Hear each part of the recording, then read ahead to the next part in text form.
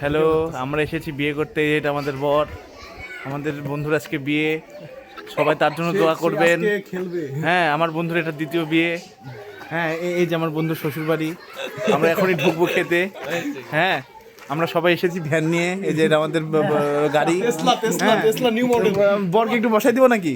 বরকে বসাই দিব।